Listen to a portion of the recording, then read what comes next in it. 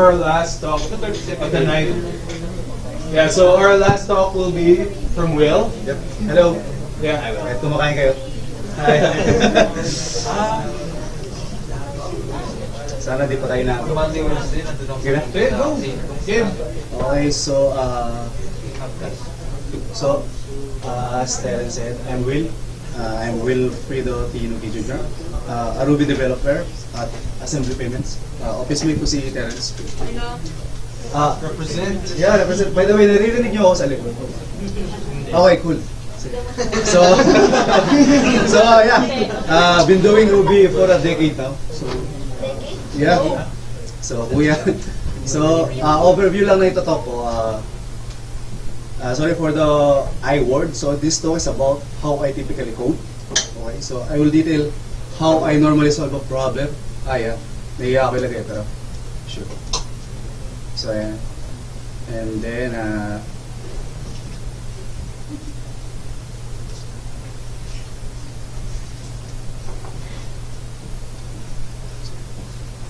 so, ayan. Okay. Yun lang. So, I'm Wilfrido Nuqui Jr., and I'm a Ruby developer at Assembly Payments. Been doing Ruby for a decade now. So, my talk is about how I typically code. Excuse for the word I. I will detail how I normally solve a problem. It will be strictly TDD. So, medyo gas-gas to kasi TDD. So, yung problem definition natin, I need to provide an SDK that generate and save a not so easy password. Yeah. So, sorry. Hindi ko rin kasi makontrol. Anyway. Zero mo na lang yung screen ko. Yeah.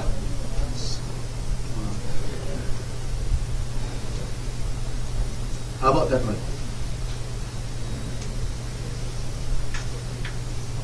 Yeah. So, generate and save a not so easy password for an application. Get password for a particular application, and then generate and save as many password as the user wants. Okay, so since this is a lightning talk, I already set up my dev environment. So I will now explain the tools that I will use. So for the senior like me, for sure alam nila yung they know RSpec guard and simple go. So those three.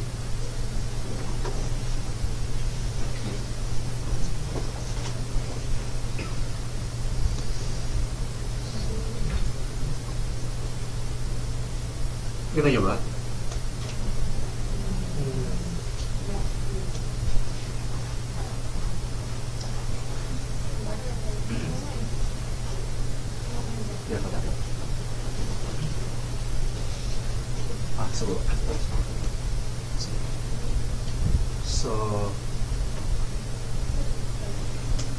Yan, so iraran ko yung guard ko. So,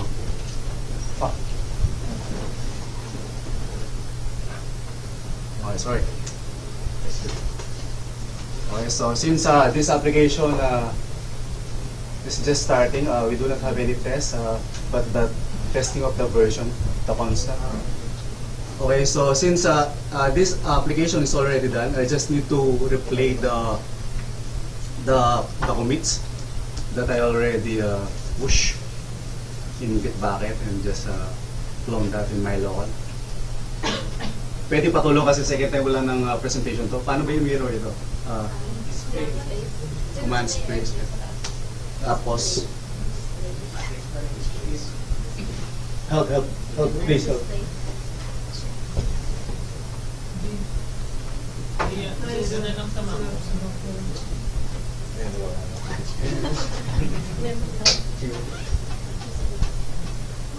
Tapos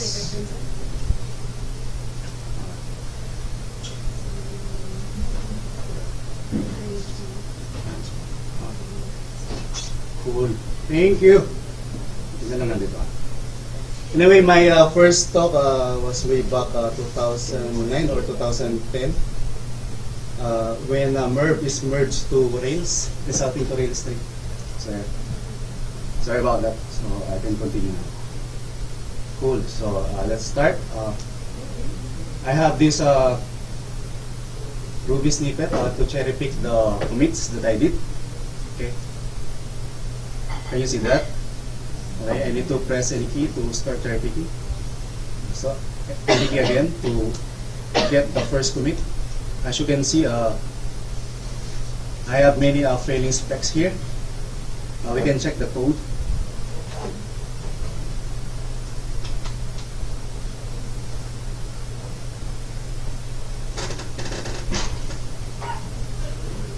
So as you can see, since this is TDD, I have these specs. So this is the passing spec before, and then I added these examples here under the .generate describe block. Since this is a TDD, we need to write the test first, and of course after that failing specs, I need to cherry pick again the commit that will make those failing specs pass. Cool. The guard run again, so my specs are now passing. Okay, let's check the code. Can you see that? So I only have this module pman. As you can see, this module is a util module because I just implement this generate method, and then with the default smart default length of 8. If you can remember the problem, we need to generate a password and save the password. But as you can see, for now, I'm just generating a password. So what I'm doing here is I'm just focusing for that generation of password, because I know that later I can take on that one, the saving of the password, and I just need to focus on that one. So yeah, so as you can see, this is just a generation of password, and then one of our requirements needs to be alphanumeric. So you can see this shuffling of alphabetic characters and numeric characters, and then yeah, special characters also. Yep. And then since this is a lightning talk, not so much details for that one. You can proceed to another cherry picking, and then my guard run again. Okay, the specs are still passing. Let's check what happened. So I just extracted this code, the code before, here inside the generate as generate password, so makes sense. Okay, not that interesting. Another cherry picking. Okay, now we have failing specs. Let's check the specs added. Since this is TDD, so I think I added specs here. Okay, cool. Now we are doing the second part of the feature of the application, which is we need to save the password. We need to persist the password. So I wrote this example here. Yeah, it should persist. Okay, so test first, TDD. Okay, let's check the code. As you can see here, it's all expect. We're not yet using marking here. Okay, so if you know classical TDD, we're not yet marking. We're still running the code. We're just checking the results, and then is it the right results? So no marking yet at this point. No use of marking. Okay. So as per TDD, we need to make this failing specs pass. So I need to cherry pick again. Cool. So this the guard run again. So my specs now pass. Okay. Let's check the code added. So simple code. Loading of YAML, and then saving the password into this key. Remember, we are to generate a password for an app, and then we need to persist it. Okay, we just open the file YAML, and then we write that config. Cool. We can go to next one. But before going, we can check again the specs, no changes, no marking yet. And then we're not yet refactoring here. Then we can then run again this cherry picking program, Ruby program. Okay, let's check what's added. I'm not sure.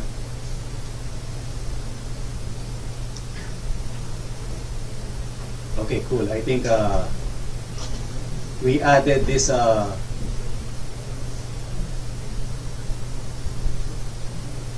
the top. We added this examples here. Can you see this first two lines here for this for second example? For first example under dot generate. Okay. Yeah, we're now using we're not yet marking because we call this dot and all original, but we expect we have message expectation here, meaning when we call dot generate, we need to satisfy this line that generate password is called, and also persist password is called. But yeah, it's still calling the original. Okay. So it's not full marking. So let's try again this cherry picking program, and then the guard run again. Okay, we have this undefined method retrieve password failing spec. We can check the code. What's added? Cool. We added this spec example. So test TDD, test first, and then we need to implement this one. Let's cherry pick again. Cool. The guard run again. So it's passing again. Let's check the implementation for the password. Yeah, very simple definition of method retrieve password. Just load the file, YAML file, and then with the given key, the app key, get the password for that one. And then let's check the specs. Not yet, no full marking yet, as we can see over here, and call original. We're still calling the original, or we're still executing the original implementation of the method generate password and persist password. Okay. So next, run again. The specs are still passing. I'm not sure what I did. So let's check the code. There, we use that and return.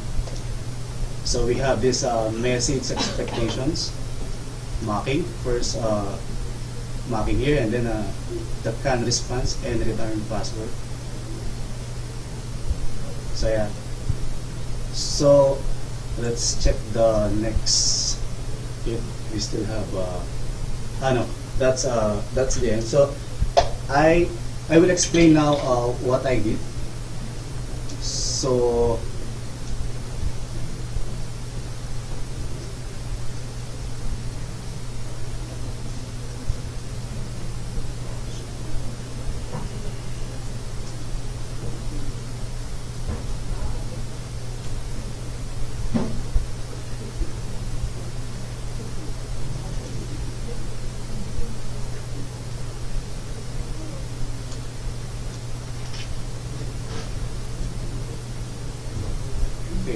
so the summary. Since this is a TDD, I just wrote my first few lines are tests. So test first. And then the problem definition. We need to generate and save a not so easy password for an application. Read, generate, and save. But apparently in the first implementation of the method, which makes the first failing set of specs, it's just generate password. So Yagni here, I don't care about the persisting of a password yet, because I know later I will implement that. So Yagni, so I can focus on the generation of password. That's Yagi. And then mocks, as you can see with the test that we added, it's classical. It's when I test, I run the code. The implementation is interpreted. So all the lines inside the method implementation are run. So no mocking. So it's a bit classical TDD. So if you can, if you will review the development of the method from the start, it's like a classical TDD, and then it ended like it ended as a Macis TDD. So we use stubbing and we use message expectation. And then though we do not use double here because as you can see we just only implemented a class.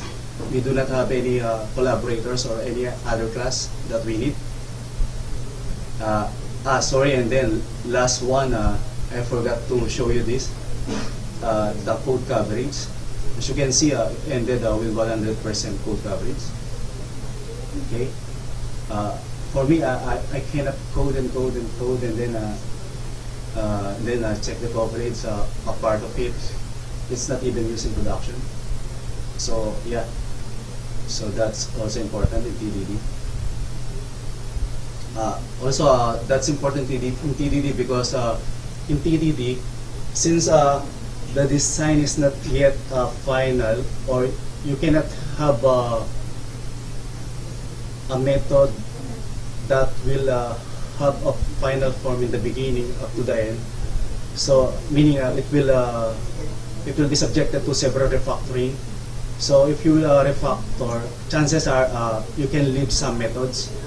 So in order to check for those methods that are not interpreted, yeah, coverage, you can check the coverage.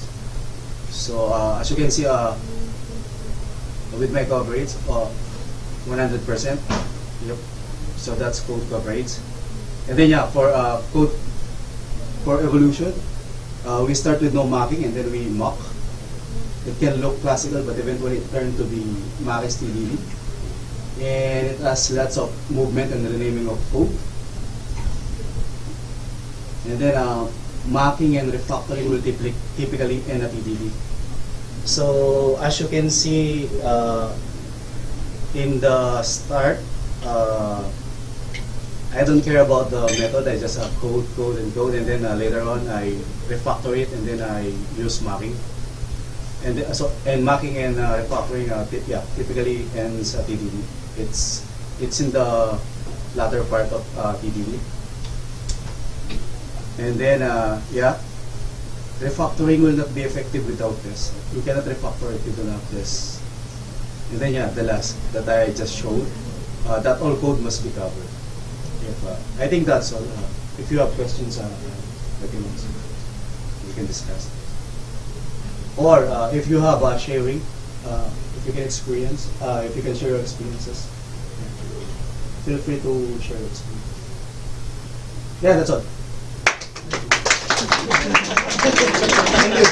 Thank you.